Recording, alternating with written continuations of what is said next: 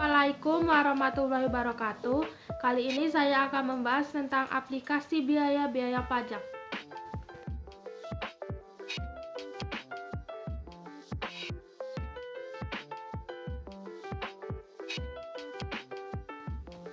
Kerugian beban baku perpajakan. Apabila pajak dikenakan kepada pembeli, kurva permintaan akan bergeser turun sebesar jumlah pajak. Apabila pajak dikenakan penjual, kurva penawaran bergeser ke atas sebesar jumlah pajak. Dalam kedua kasus, ketika pajak dikenakan, harga yang dibayar oleh pembeli meningkat, sedangkan harga yang diterima penjual menurun. Pada akhirnya, pembeli dan penjual membagi beban pajak bersama dengan memikirkan elastis suatu barang atau jasa yang dijual atau dibeli. Bagaimana pajak mempengaruhi pelaku pasar? Keuntungan yang diperoleh pembeli di pasar diukur dengan surplus konsumen. Keuntungan yang diperoleh penjual di pasar diukur dengan produsen surplus. Pendapatan total pemerintah atau pihak ketiga T dikali Q. Keterangannya yaitu T yaitu sama dengan teks dan Q sama dengan jumlah barang yang terjual. Kesejahteraan tanpa pajak dan setelah pajak.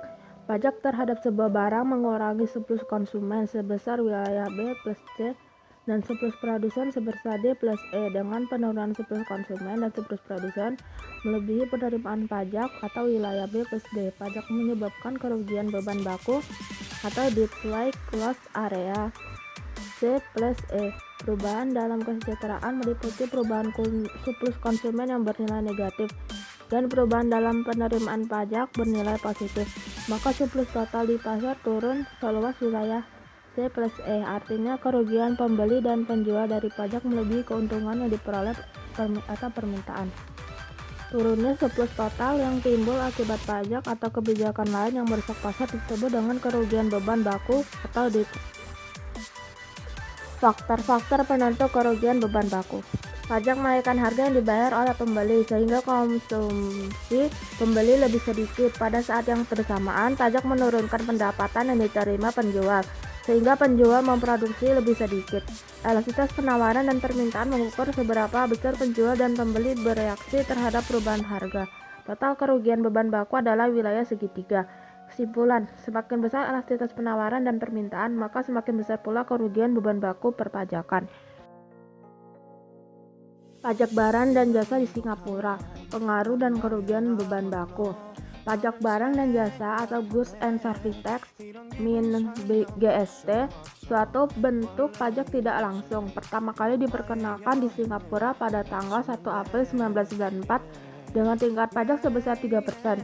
Kebijakan ini menunjukkan adanya pergeseran sumber penerimaan pajak dari pajak langsung, pajak penghasilan dan perusahaan ke pajak tidak langsung. Alasan utama pemerintah adalah mempersiapkan negara Singapura karena ini menuju masyarakat dengan mayoritas orang tua.